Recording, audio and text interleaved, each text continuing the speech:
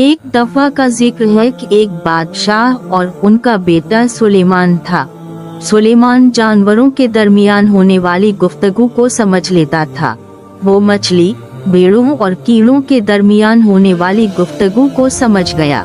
बादशाह पूरी दुनिया का सफर करता था और अपने बेटे सुलेमान को अपने साथ ले जाता था, क्योंकि वो चाहता था कि सुलेमान उनसे हिकमत सीखे। लोग हर वक्त बादशाह के पास अपने मसाइल के लिए आते थे।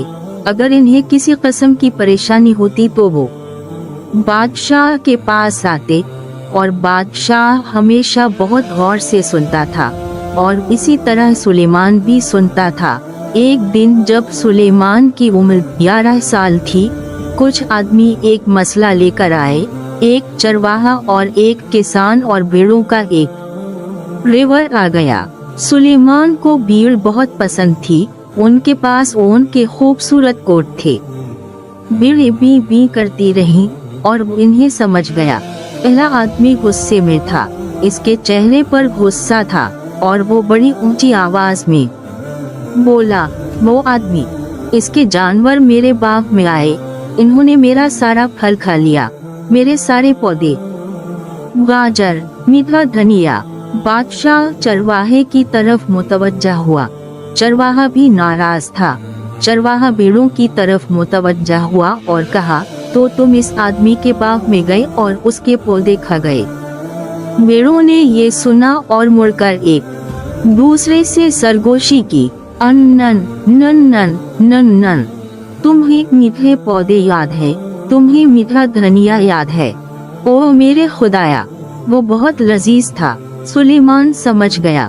उसने बादशाह को बताया कि वो क्या कह रही हैं। चुनाचे बादशाह ने हुक्म दिया, मेरा नतीजा यह है कि इस किसान के पौधे तबाह हो गए हैं और इसके पास खाने या बेचने के लिए कुछ नहीं बचा है।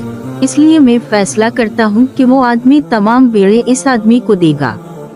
चरवाहा गिर पड़ा और रोने लगा, मेरी जिंदगी बर्बाद हो गई, बस बर्बाद हो गई।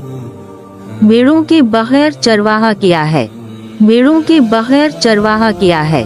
भेड़ें आपस में बातें करने लगी, नन्नन नन्नन नन्नन, चरवाहा हमसे बहुत प्यार करता है, हम अपने चरवाहे पर ये मुसीबत कैसे ला सकते हैं।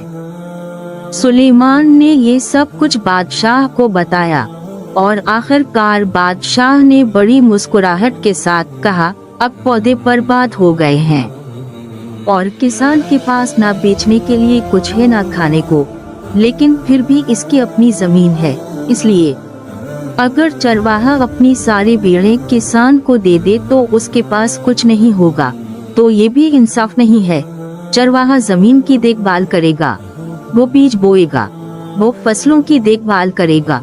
उस वक्त किसान भेड़ों की देखभाल करेगा। वो हमारी ऊन इस्तेमाल के लिए हासिल करेगा और जब तमाम सब्जियां और अनाज दोबारा गे जाएंगे तो वो ज़ाया होने वाली फसल की अदायगी करेगा ताकि दोबारा काम शुरू कर सके।